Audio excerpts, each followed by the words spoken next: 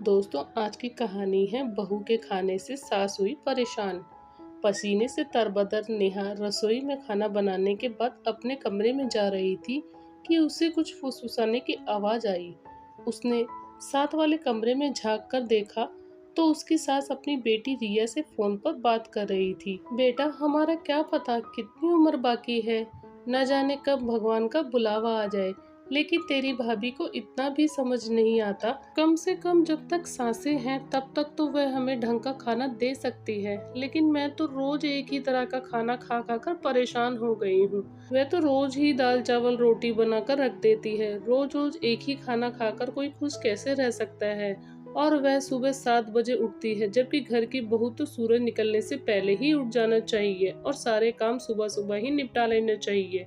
लेकिन उसे कौन समझाए, उसने तो हर काम करने के लिए मशीनें रखी हुई हैं। कपड़े धोने के लिए अलग मशीन है, बर्तन धोने के लिए काम वाली बाई आ जाती है।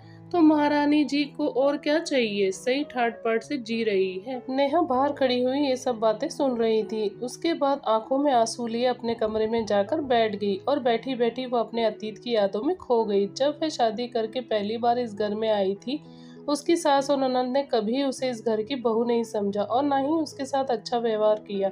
यहाँ तक कि उसके पति पंकज भी हर बात पर उसे ही सुनाते थे।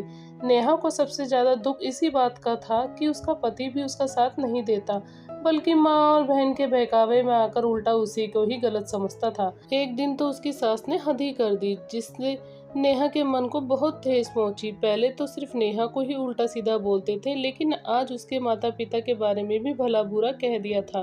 मगर दुख इस बात का था कि पंकज ने भी कुछ नहीं बोला और वह चुपचाप खड़ा रहा, अपनी माँ की बातें सुन रहा था। और अब तो उसे आदत हो गई थी ताने सुनने की। और ऐसा भी नहीं था कि नेहा को गुस्सा नहीं आता था, लेकिन वह कभी पलटकर हर किसी को जवाब नहीं देती थी। यह उसके संस्कारों में नहीं था। वह सिर्फ मन ही मन घुटती रहती थी, किसी से कुछ बोल भी नहीं पाती थी। पति तो कभी उसका बात सुनता ही नहीं था और वह अपने माता पिता को परेशान नहीं करना चाहती थी, इसलिए वह उन्हें भी कुछ नहीं बताती थी। और फिर उसके पति का ट्रांसफर दूसरे शहर में हो गया, जिसकी वजह से वे दोनों वहीं जाकर बस गए। वहां गए हुए 5 महीने ही हुए थे कि उसकी सास को हार्ट अटैक आ गया और उनका ऑपरेशन करवाना पड़ा। उसके बाद पंकज अपने माता पिता को अपने साथ ही ले आया।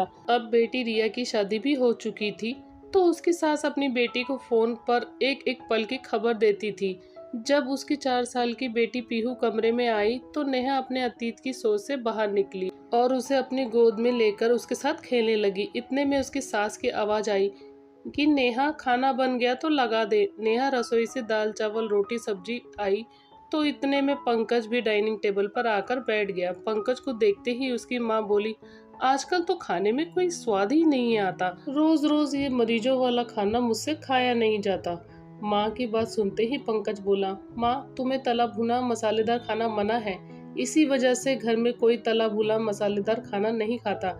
समोसे चाउमीन तो हम भी खा सकते हैं, लेकिन सिर्फ इसलिए नहीं खाते कि सबको खाता देख आपका भी मन करेगा।